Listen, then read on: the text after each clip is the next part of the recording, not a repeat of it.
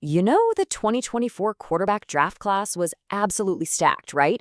But two names, man, they are just dominating the conversation here in year two. Denver's Bo Nix and New England's Drake Maye. These guys have completely turned their franchises around, and now they're on a collision course at the very top of the AFC. And that really gets us to the heart of this whole thing. Let's forget about the future for just a second. Who is the better quarterback this season?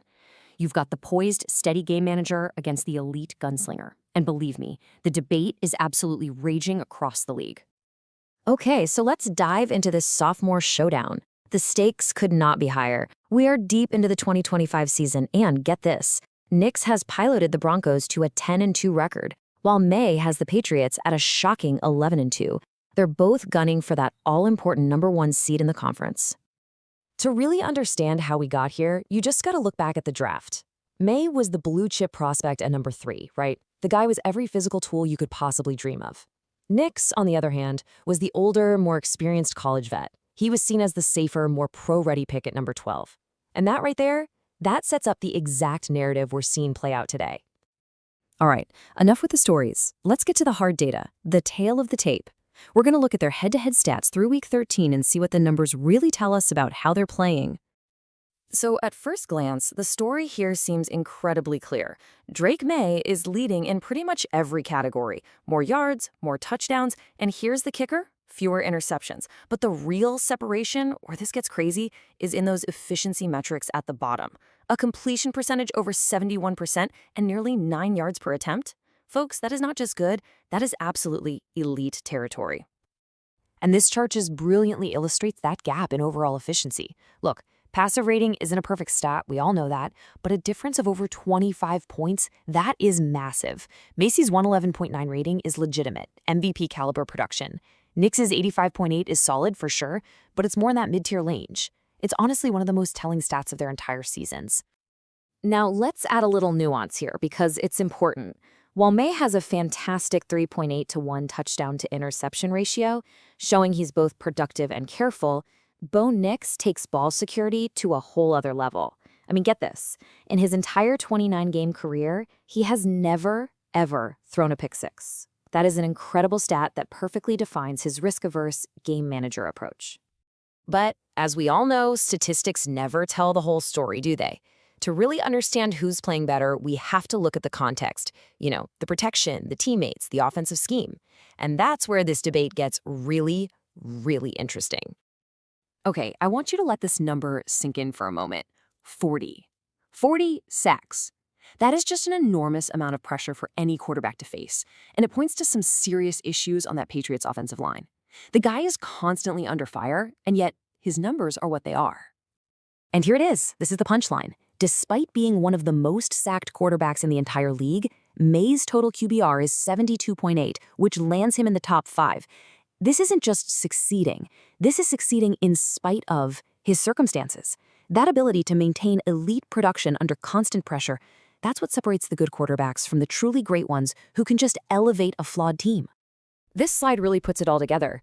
Nix is thriving in what is, frankly, an ideal environment for his skill set. He's got a run-heavy, ball-control offense supported by a top-5 defense that doesn't ask him to go out and win games by himself. Maye, meanwhile, is basically carrying a middling unit on his back. Now, the one check in Maye's column, he has faced a softer schedule, and that's likely helped pad some of his raw numbers. If you want one advanced metric to sum up the difference in their pure, raw passing talent, this is it. Catchable throw rate. It strips away stuff like receiver drops and just measures pure accuracy. And the gap here, well, it's not a gap, it's a canyon. Maye's 84.3% is truly elite stuff, proving he puts the ball in the perfect spot far more consistently than Nix does. So we've looked at the now, but the real debate, the one everyone is having, is about the future and their ceilings. Are you building around the proven winner with grit, or are you betting on the raw talent with that potential for true greatness? For Bo Nix, the profile is crystal clear. He's a high-floor quarterback. He is the guy you bring in to stabilize a franchise, execute the game plan, and just win football games, which, by the way, he did, ending Denver's 8-year playoff drought. His ceiling is a very good, very reliable NFL starter for a decade. Drake Maye is pretty much the polar opposite. He is the high-ceiling prospect. His physical tools, that rocket arm, the mobility, the pinpoint accuracy, they give him the potential to be not just good, but truly game-breaking. We're talking about a perennial MVP candidate who can single-handedly win you a championship. And this quote from our source material just perfectly captures that difference. Nix's ceiling is compared to Dak Prescott Light, an efficient, winning quarterback. Maye's tools, however, are compared to a young Josh Allen, which suggests those all-pro flashes that can change the entire landscape of the league. Their journeys have been just as different as their styles. Nix provided that immediate, steady impact, getting the Broncos to the playoffs his very first year. Mayon, on the other hand, struggled mightily as a rookie behind a terrible offensive line and was even benched. But in year 2, he has just exploded into an MVP favorite, showing a truly incredible growth trajectory. So after digging through the stats, the context, and all that potential, we arrive at the final verdict. The case for each of these quarterbacks really boils down to a fundamental choice in how you want to build a team. It's that classic front office dilemma, isn't it? Do you build around Nix, the proven winner who is safe, reliable, and executes a strong system to perfection? Or do you gamble on Maye, the elite talent who thrives under pressure and has that rare MVP-level ceiling? And that's the ultimate question we leave you with. Do you take the consistency of Bo Nix, who guarantees you're going to win games right now? Or do you swing for the fences with Drake Maye, betting on his potential to become a truly game-changing generational talent? There's no easy answer. And honestly, that's what makes this one of the most fascinating rivalries in the entire league.